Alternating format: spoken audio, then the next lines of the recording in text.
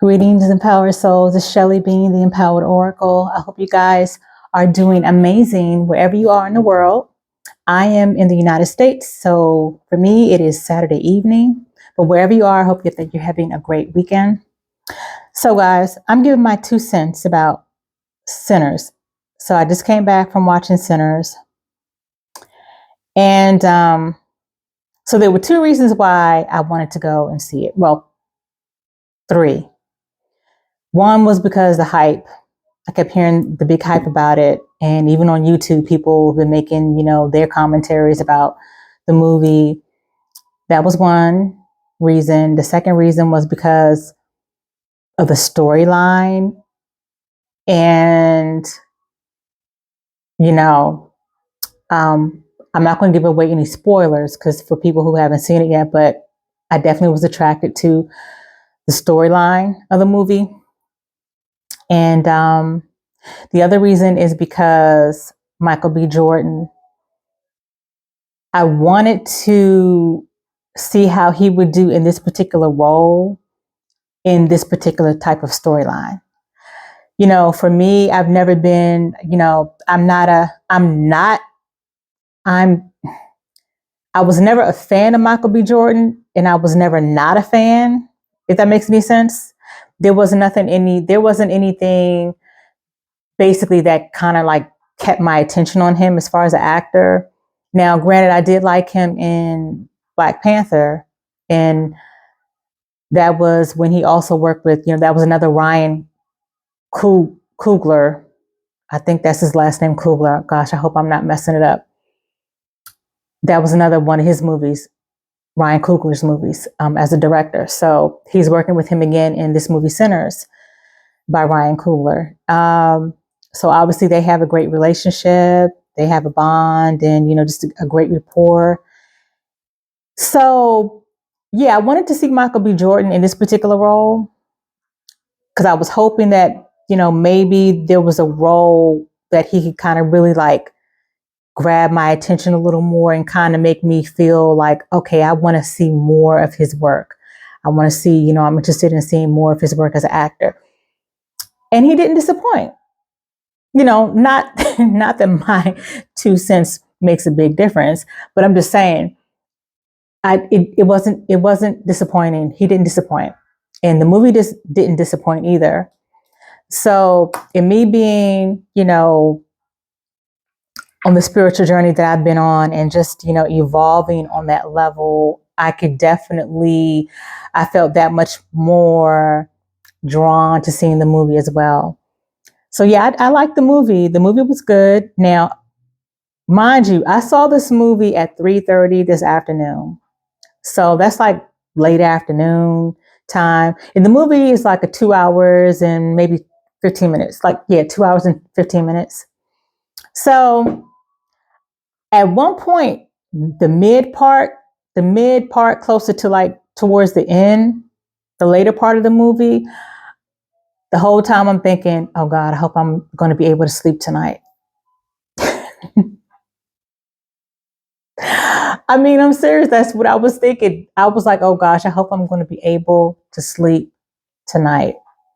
Because I don't know about you guys, but I know for me, the more that I continue to evolve and awaken to who my true self is on a spiritual level, I'm that much more sensitive. I mean, I've always been sensitive, but if like I know, you become that much more sensitive to the environment around you, the people around you, even the movies and TV shows. You just become that much more sensitive. So as much as I used to love horror movies, and I still like horror movies still to this day, but I know for me, I have a cutoff time. Back in the day, I could watch a horror movie at night and be cool. But now if I'm going to watch a horror movie, it has to be earlier in the day. And my cutoff time would be like 4 o'clock. Like anything, I wouldn't be able to be comfortable watching a movie anytime after 4 or even maybe 5 o'clock in the evening. So that would be my cutoff time. So, but I say all that to say, even with that being said, you know, me feeling like, oh gosh, am I going to be able to sleep tonight? And then me thinking, okay, as soon as I get home, I need to like smoke myself down with some Palo Santo. And that's exactly what I did when I came in. I smoked myself down, cleared my energetic auric field, cleansed my energy. Now, granted, you know, me watching the movie wasn't the only reason why I felt the need to, you know, smoke myself down. The other reason, of course, was because I was in a room full of just a whole lot of people. So anytime that I'm in a room full of a lot of people, you know, I'm going to be typically drawn to cleanse and clear my energy anyway. But on top of me watching that movie and just what I was feeling, I just felt the need to come home and cleanse and clear my energy, which I did do, by the way. But even with all that said, why do I want to go see it again? I don't know. I want to see it again. Now, if I get around to seeing it again, if it actually happens, I don't know. But right now, in this moment, as I'm recording this, I want to see it again. So, also, too, I like the chemistry between Michael B. Jordan and I forget her name. Beautiful Black woman, actress. She's from the UK, but basically, she played Annie. That was her character name. She played Annie, and Michael Jordan played twins. He played Smoke and he played Stack. But I'm specifically talking about his chemistry with him being Smoke, and I guess I would probably call like his soulmate. Her name was Annie. They had great chemistry, and I was a little surprised because I don't know, it's something about Michael B. Jordan and him as an actor. I just love that he, you know, she was this beautiful Black woman, and she had a very strong presence about her. And I just felt like they had a great chemistry. I was, I don't know, I was surprised by it for some reason. Yeah, I don't know. It was something about the chemistry that was interesting. Now, in real life, Michael B. Jordan is an Aquarius, and she is, and I hate that I can't think of her name right now. Forgive me, but if you guys have seen it, then you know who I'm talking about. So yeah, Michael B. Jordan is an Aquarius in real life, in real time. And the lady who played Annie, is a Leo. They are on the opposite ends of the astrological zodiac spectrum. You know, they're opposite signs, Aquarius and Leo. They're both fixed signs. I mean, I even saw an interview with them not too long ago. I even saw an interview with them, and the chemistry was nice. So, and they're also the same age. So like in my mind, my wheels are spinning. I'm thinking, ooh, you guys might actually make a great couple in real life. I don't know. In my head, I feel like I'm kind of like matchmaking. I'm kind of like shipping them together. Yeah, I don't know. Just something about their chemistry, not only in the movie, but the chemistry, even in interviews. It's just something about them. I don't know if you guys saw it, but I saw it and I could feel it. But I don't know.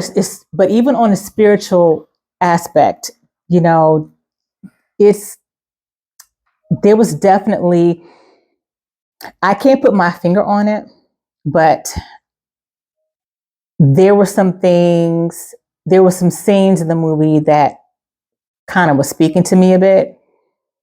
But like I said, I'm not going to put any spoilers out there for those who haven't seen it yet. But if you've seen it, please let me know what you think about it. Yeah, let me know what you think about it in the comment section. But of course, be mindful and be considerate of people who haven't seen it yet. So don't put out any spoilers or anything like that. Just, you know, let me know what you thought about it. If you liked it or if you didn't like it, even if you want to rate it, like a 10 excellent. or one for poor. I don't know, but just don't give away any information for those who haven't seen it yet. So I liked it. And what was funny is, last thing about it is, okay, so two last things.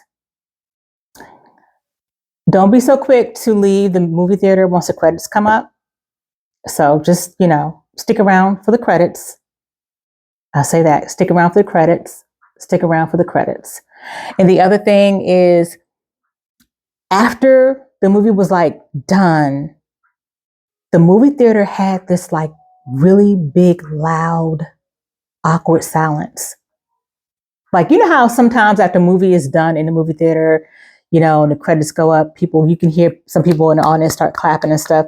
I did hear like a couple of people clapping, but man, I'm telling you, the silence was loud. It was like an awkward silence. And I was like, that is so weird. I kind of felt the energy of everybody in there. It's almost like there were some people that the energy that I felt was like a lot of people didn't know what to make of it. I felt like people's wheels were spinning in their head. They just weren't sure what to make of it. They weren't sure how to react. That's what I got from it. And that's why I feel like that was probably where the awkward silence came from. But I have never, ever been in the movie theater when the movie ended and there was just this weird, awkward silence at the end. But anyway, I did like the movie. So I was impressed.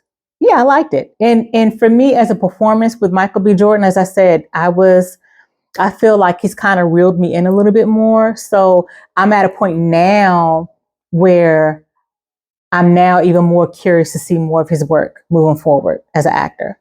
So yeah, I liked it. And I'm glad that I decided to go ahead and honor my self-care like I'm always stressing for the collective when I do my readings. I'm talking it and I'm also walking it as well. So that was part of my self-care as well, because back in the day I used to always go to the movies by myself as a treat. And even though I can do the movies with other people and still have a good time, but it's something about going to the movie theater by your damn self that just hits different. I don't know. You guys let me know if you do the same thing. So it had been a minute and I was like, you know what? Let me go to the movie theater and have that movie theater experience to do my self-care. And this was like the perfect movie to do it with, Sinners. So, all right, that's my little 2 cents. So let me know what you think in the comments and I'll see you guys on the next upload. Bye.